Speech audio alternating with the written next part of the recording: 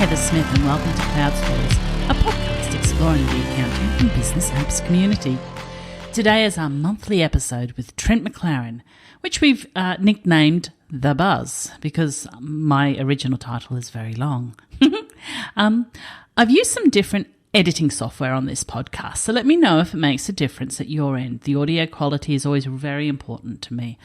It was recommended to me by Blake Oliver, and I watched all the training videos and spent about an hour trying to figure it out and edit the audio, which I did do. And he even made my first audiograms, which didn't turn out how I wanted them to turn out, but at least I actually made them and have tried them.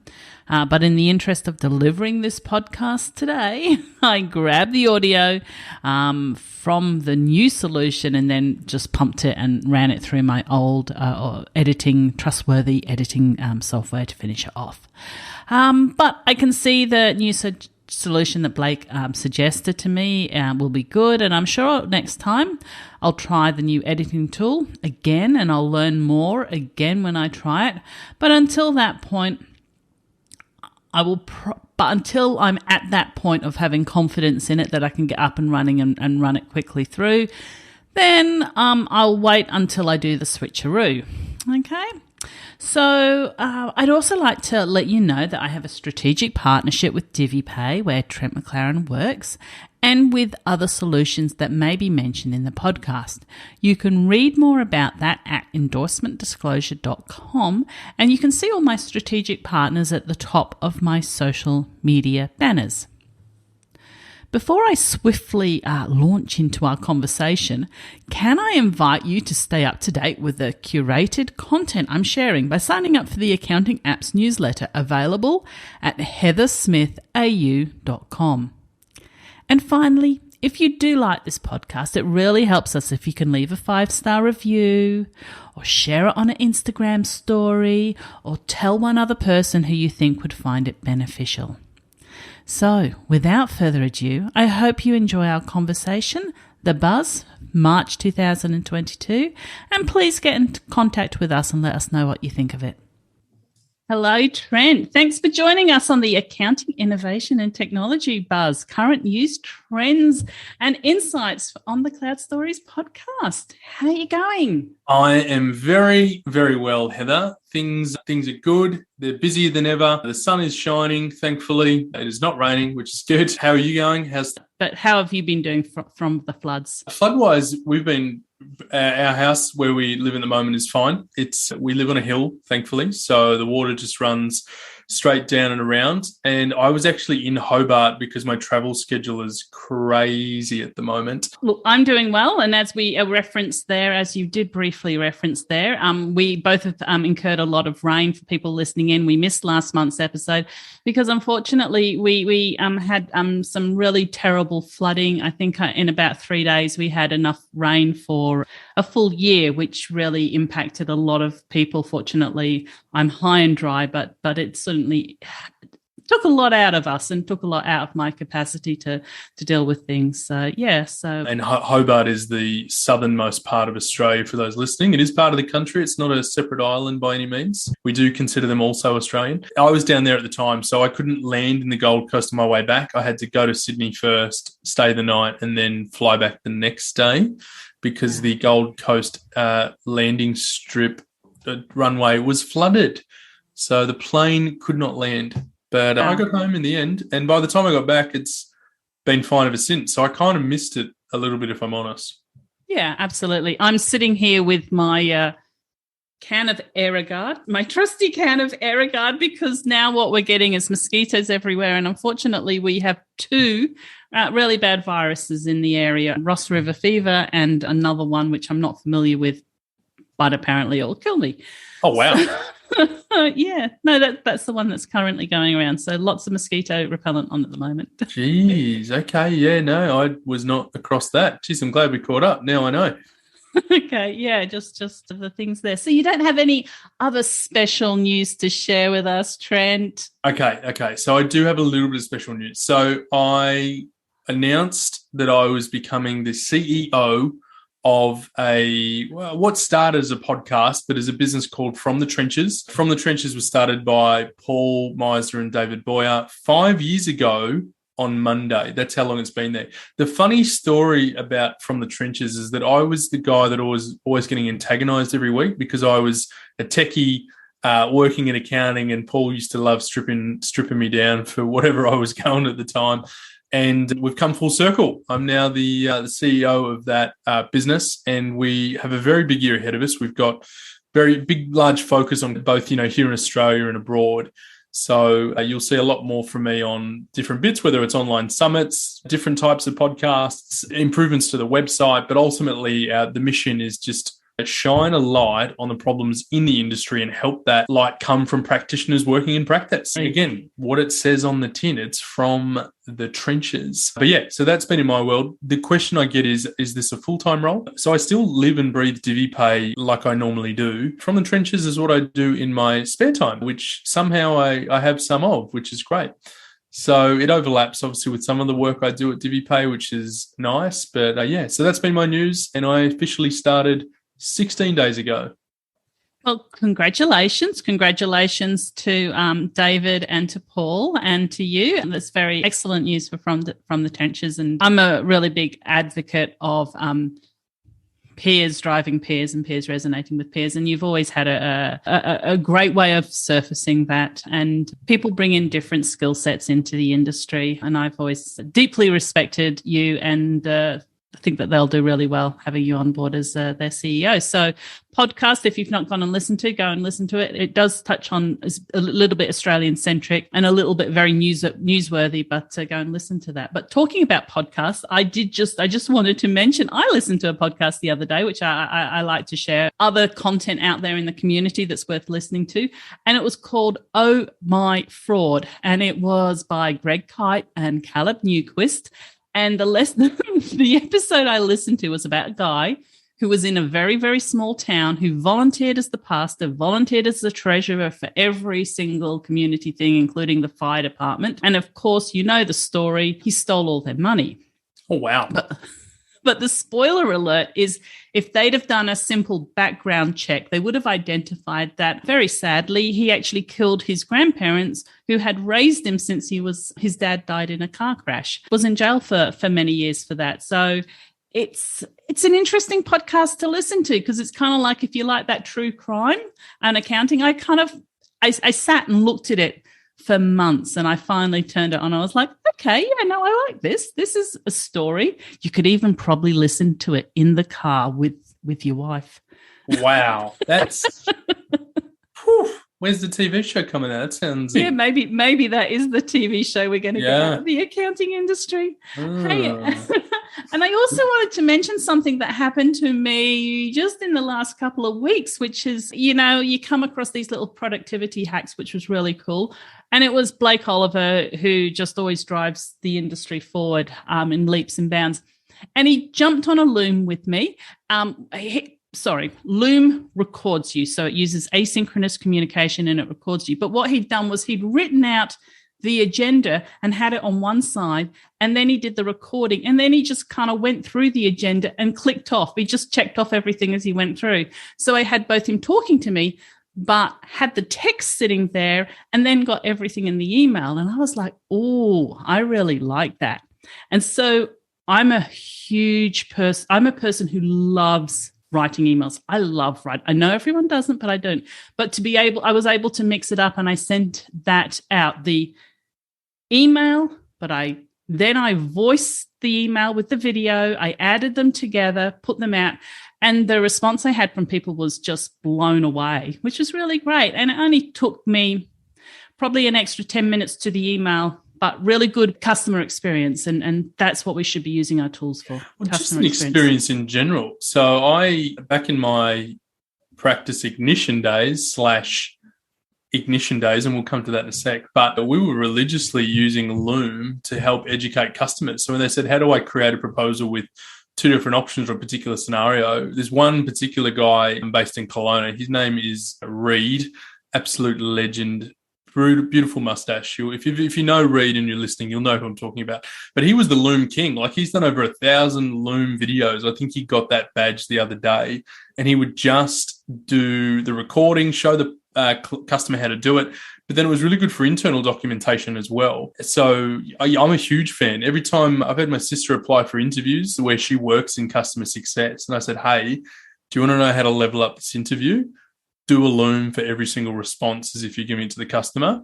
You know what? She got the job. So, and they said that she was proactive and doing things that we don't normally do. And I'm like, well, yeah, that's because Loom, you're going the extra mile, but you're actually not spending that much extra time to make it happen.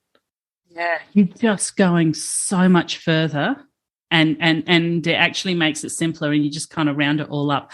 Yeah. I'm a slow thinker, so I don't necessarily like using the telephone because I get tripped up, but It gives me that option to actually vavoom, but on my own terms. So please, we encourage you to use the Loom.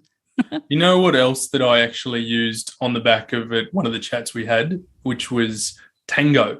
I've been using Tango a little bit the last couple of months because whilst I use Loom for showing people how to do things, when I actually need to send them a process that's documented, it's really good for that. Like, it's super useful. Excellent. Another tool for me. I will take a look at it and try it out. Thanks for that. No, you introduced that to me. Did I? You did. Okay. On this show last time. You said, Trent, have a look at tango.us. And I did, and it was really good. Oh, fantastic. Fantastic there. Look, my old brain is forgetting things. Now, you hinted at something, so I think we should go there. What's the big Practice Ignition news? I know. I can't stop saying PI, but Practice Ignition had a rebrand to Ignition, ignitionapp.com. Now, as an insider, I knew this was going to happen one day already, but it was very cool to see it come to life because what the agency they worked with and the team around it, oh my goodness, I think they did a fantastic job. I think there's always concern around a rebrand where people can go, you know, what is that the best thing you can spend your money on and all these things, and maybe it's because I know the deeper meaning of why and where the business is looking to head in future as part of that. But I think they did a really good job. All the messaging around it, the new website design, huge shout to the Ignition team for bringing that to life. But I think it just helps them steer the ship towards not just practices using Ignition, but all types of service professionals that can use that platform. And that's always been the case, but the rebrand is a step in that direction. So I know Guy and Dane are really thrilled with how it came out, had a few chats with them around the launch, and really cool. Good on them. Well done, Team Ignition. Team Ignition. Yeah, definitely redefined the route and the vision that they were taking very clearly. And I knew that they were aiming there, but that, I think, just put it out there. This is the way we're going. So that's sensational. I'm going to need to get hands on the new swag, I think, because now I've got old swag and that PI tattoo I had's no good anymore. So I'm going to have to get a new one. Retro. We'll call that retro swag. They need to come up with some way to take the old logo and make it look new again, but I'm sure it is possible. I'm sure it's possible, yeah. They probably won't want to see my Canva designed version of it, but it's interesting because when Expensify rebranded or they went on the stock exchange, they sent me a heap of swag and it had different logos, etc. on it. Beautiful swag. Thank you very much. Very much appreciated that. But yes, the sparkly diamond, that's just what you need, another sparkly diamond, Trent. Oh, I mean, as a youngster, I actually used to have pierced ears. I was that 18-year-old that had like cool slick hair and, the diamond, not a diamond, like a diamante, like a real cheap thing, it wasn't fancy by any means. But yeah, that was, 14 years ago? I think I'm past it now. But did you have one or two? I had one in each ear, so two, yeah. It was a lot. I thought we were doing a Judd Nelson from the Breakfast Club on diamond earring. Are you too young for that? I should have. That would have been more acceptable, I think. I think I looked a bit funny with two of the other, but whatever. It's fine. We live and we learn. Exactly. Different era. Everything's good. Let's talk about upcoming conferences. So I'm aware that the Accounting and Business Expo is happening in Sydney, 28th and 29th of April. BGL RegTech is happening right at the moment. So by the time you hear this, it'll probably be over and dusted, and everyone's minds will be blown already. Yes. Xero Roadshow comes up in April. The ICB, Institute of Certified Bookkeepers, have been running this month as well, because I've been on it to all of those. There's actually been a lot. I went to the Change GPS Summit the other day as well, up here on the Gold Coast. And then we had that impromptu dinner on Friday night with 10 of our closest accounting friends. So, yeah, I don't know if that counts. Wasn't technically a conference. It's, hashtag like Thought Leader Symposium. There's a lot of in-person stuff happening at the moment, and it is awesome to see. Like, I can only speak to the ones I've been to, but the buzz in the room isn't just people absorbing the content. It's just people hanging out with each other and going, how good's this? We've got a time out of the office. We can sit here and have a wine, talk shop, do what we love doing, and getting back to face-to-face events. Like, it's been awesome. Yeah, absolutely. And even like Trent and I did catch up on the Gold Coast, which is actually down from me, not up. We did talk about accounting. So even though we were having a lovely evening and drinking, etc., there was, it was just constant chitter-chatter about improving the industry, where the industry's going and what people have been doing. And everyone championing one another, which is really wonderful to see. That energizes me. Really like that. 100%. It was really, really good. And Sydney Xerocon tickets have gone on sale. Sydney Xerocon Facebook groups are alive with this one this week. Is there a Facebook group that I'm not in, or are you just talking about the Xero partner group? No, I mean just the discussions in the groups. Oh, okay. I'm sure there will be a group, though. Like, that'll happen pretty soon. If not, I'll just do it myself. But it's always a fun time. Everyone loves Xerocon. I think when you think of pinnacle of events in accounting in Australia for the last, 8 or 9 years, I would say Xerocon's pretty high. Like, that's where most people have come together, got ideas, found that new tech app for the first time. From a DiviPay perspective, like scouring through the sponsor prospectus, I'm trying to figure out exactly what we're going to do. And then everyone keeps asking me about pre-con parties, and I'm like, well, I've got a few different ideas and things that we want to try and run with, and everyone deserves a drink after the last couple of years. So, yeah, I'm going to do my best to help facilitate that for everyone. Absolutely, absolutely. And so for those listening in, Sydney Xerocon will be on the Wednesday, Thursday of the week, but typically a Xerocon is a full week event. So if you are going to Sydney, hold off booking Sydney for 2 nights or 3 nights, book it for the whole damn week, okay? Whole 100%. week. Be there and have energy. Have energy. Do not go in tired. Go in with energy. So even if you have to have long sleeps, get in there and be ready to be activated and be going to different things.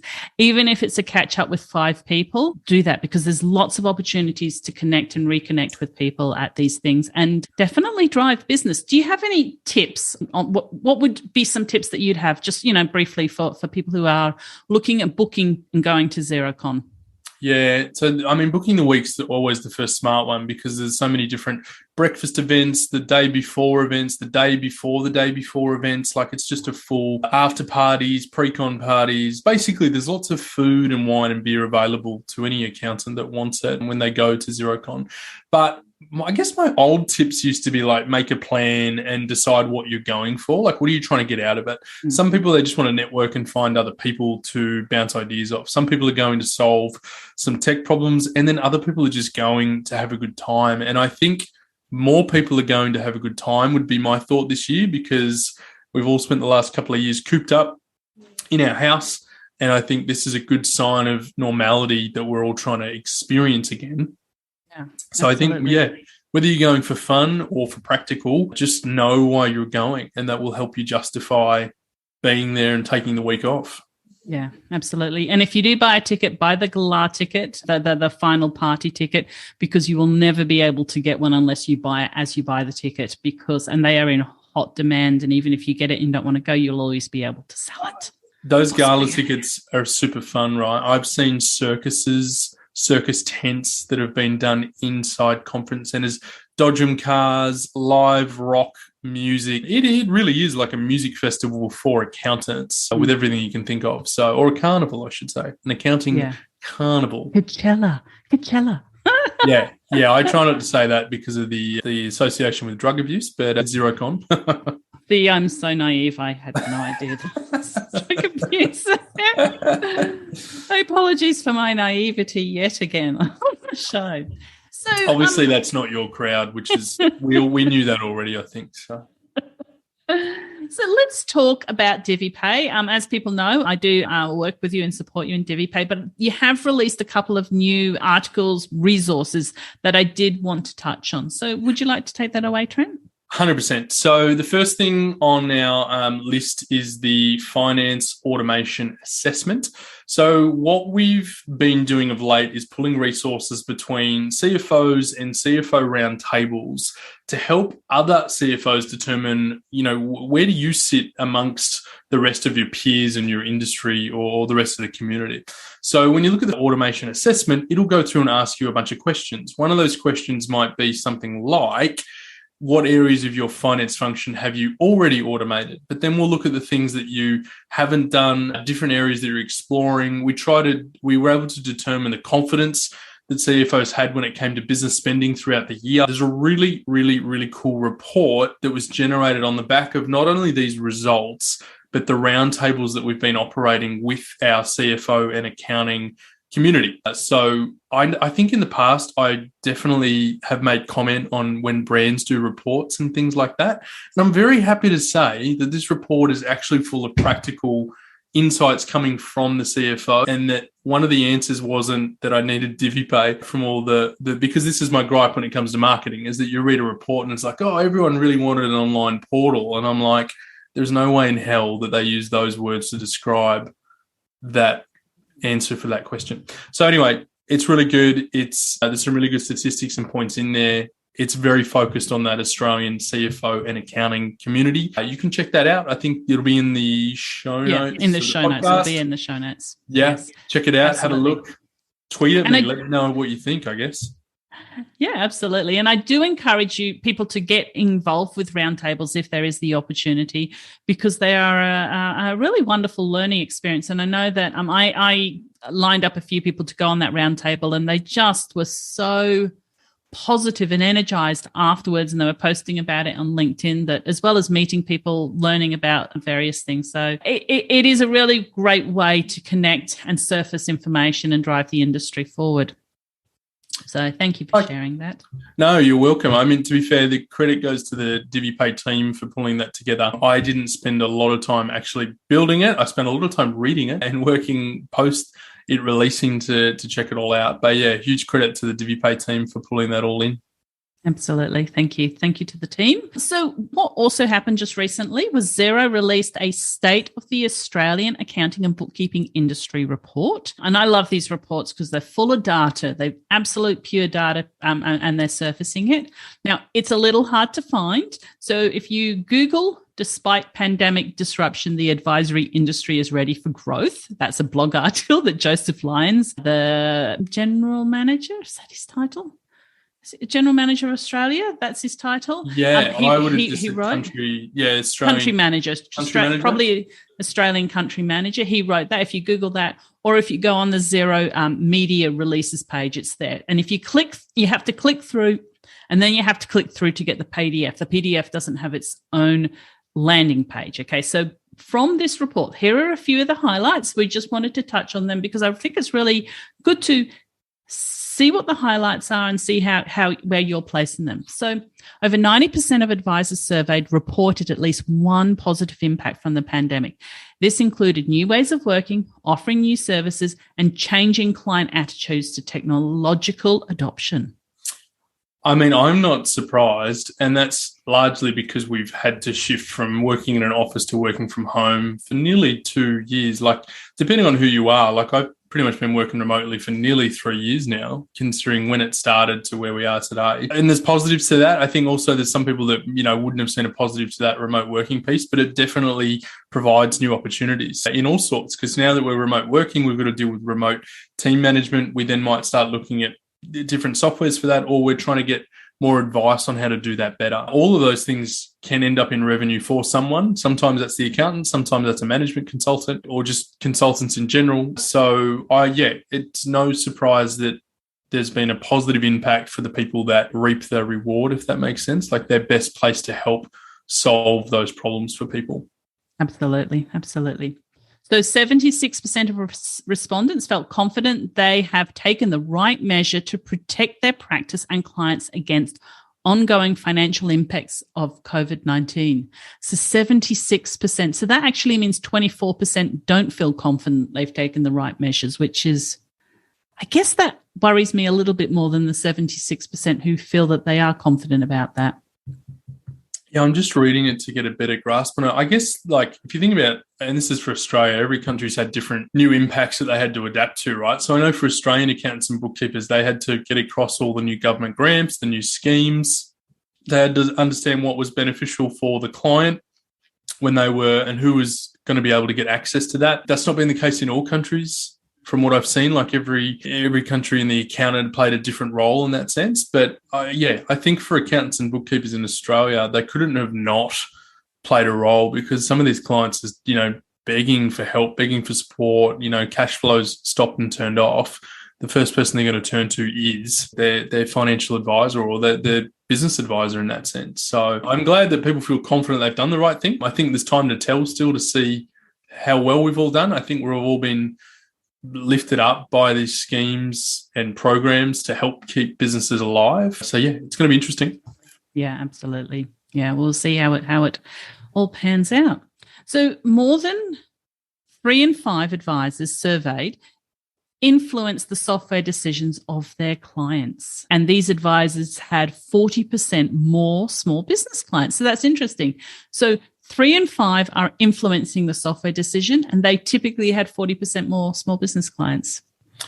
My very quick hot take on that is that those firms have more confidence with their tech stack and their recommendations, and that confidence overflows into winning more work is probably the high level what I take away. And to remember, I've met plenty of firms that are still quite large that just let their clients come in with whatever software they want. But I also find that those businesses don't operate as efficiently because they're trying to juggle between so many different systems, and we're not all trained on that, or none of our tax products work with all of those different ledger softwares or whichever.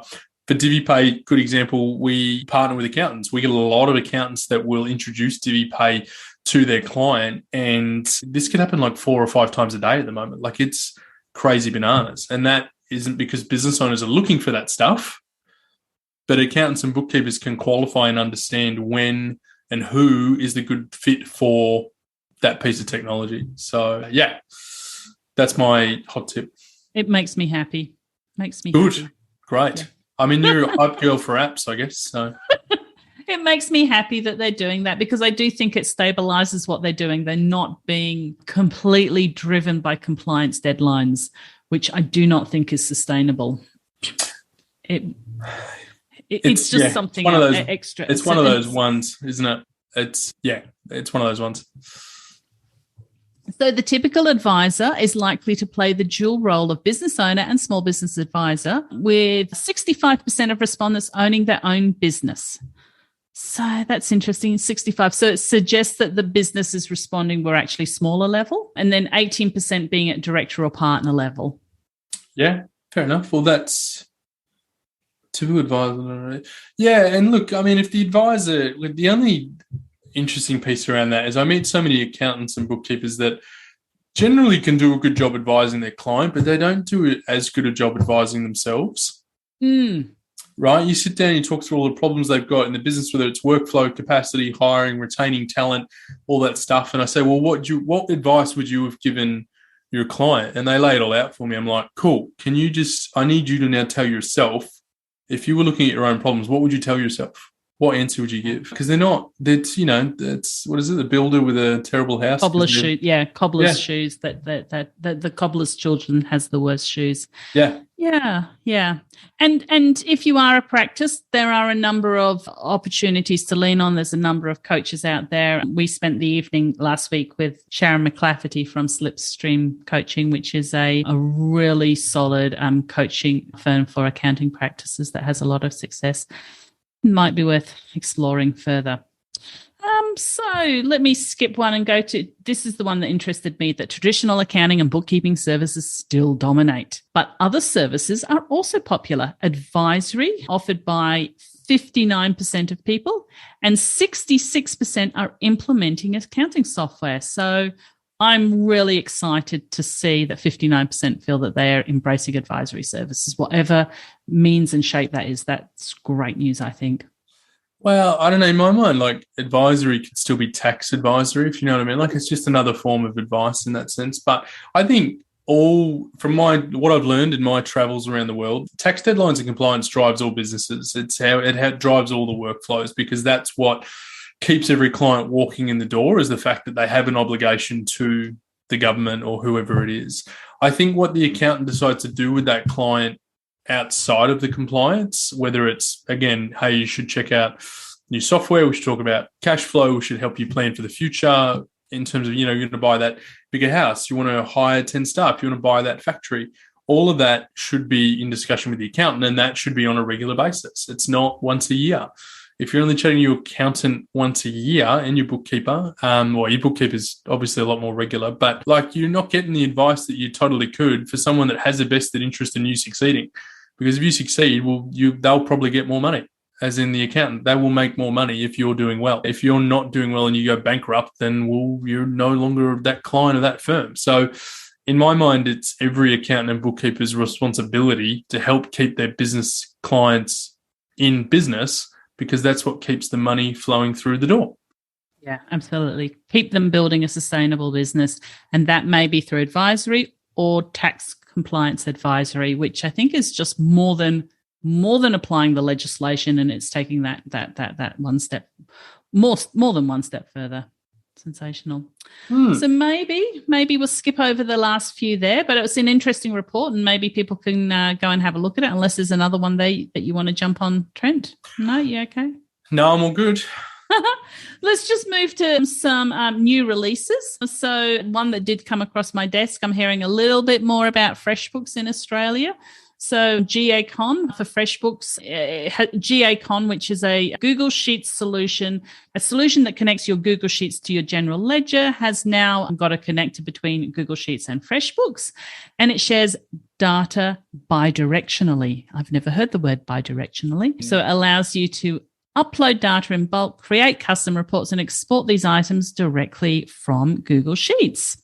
So that's one of the new releases. And another one, BGL has a phenomenal release rate of new features, and each one seems quite unique and quite interesting. So they've provided cryptocurrency price feed into their Simple Fund, and they've just added company constitutions into their CAS 360 solution. So both of them quite significant feature releases, I thought. Yeah, I mean, the one thing you find about BGL, and this is, probably credit to Ron and Dan and the development team, but they release like every day almost. Like they are publishing new updates all the time. It doesn't surprise me that we're not talking about them every month, because they've always got a list of new things coming out. And it's always, on trend, and generally in response to feedback they're getting from their customers. Like, from the time I've spent with them over the years, they are always committed to building the best product for their client base. So you'd be shocked to find someone that isn't happy with the solutions they're using.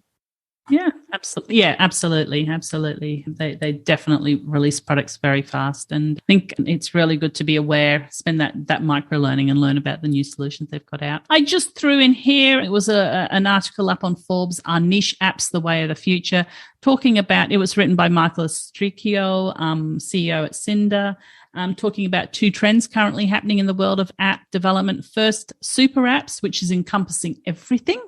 And then the niche app, which I think Cinder actually falls into the niche app, which is actually dealing with a very small targeted audience, satisfying a very small niche need, but can have a big impact on the audience. So are those two trends that you're seeing?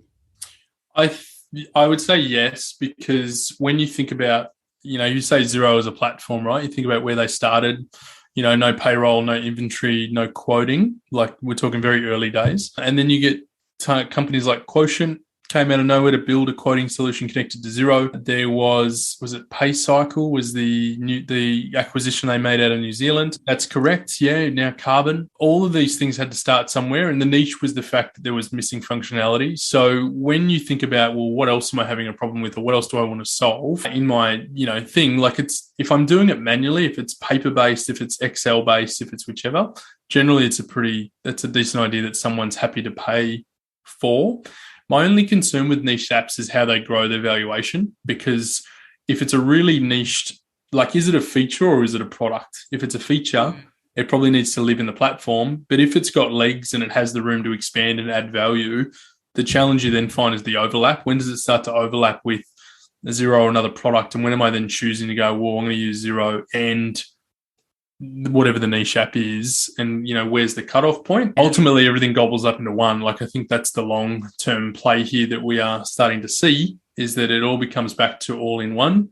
And best of breed, whilst I love it, I think becomes less and less useful, because the data consistency between platforms is frustrating. And I've seen that now with a few different startups I've worked in, where it's, well, at what point do we just go all in on the CRM that can do everything, as opposed to having an email system, a CRM system, a landing page software, because we like that they all have specific functionality.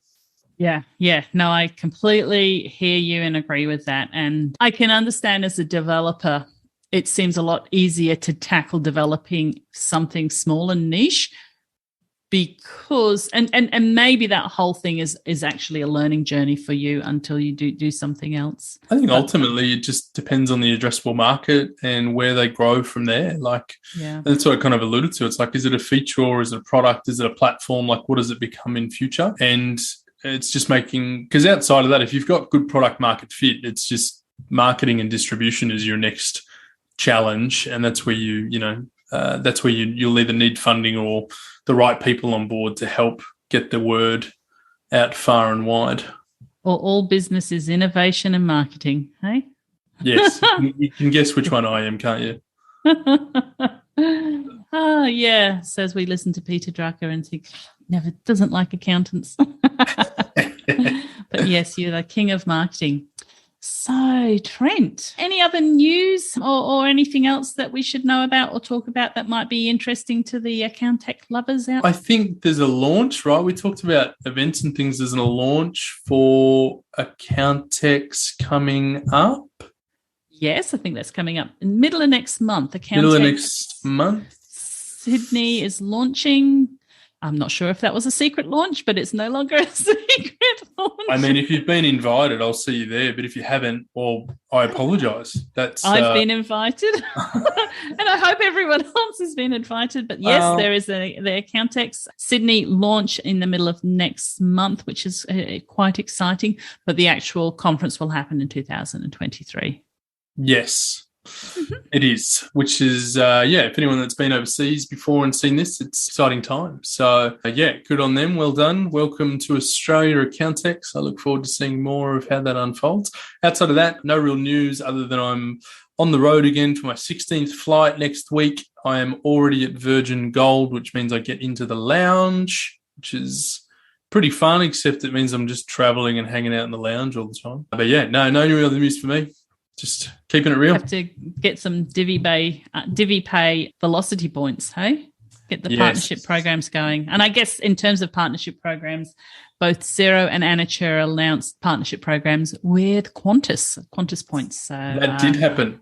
That did happen in the last couple of weeks. Yeah, so that's kind of massive and interesting to see. So, I agree. So thank you so much, Trent, for joining me on the Buzz, the Tech Buzz. How can people get in contact with you? You can reach me on all good platforms called Twitter or LinkedIn. You can also reach me at an email address, which is trent@divipay.com. It's not a robot. I do read them. And yes, I also reply to them myself. Sensational. Thank you. Thank you so much, Trent. And you can reach me on all platforms at Heather Smith AU for Australia, but you can connect with me at Heather Smith AU. So thank you so much, Trent. Until next time, it's been great having you. Thank you, Heather. As always, see you soon.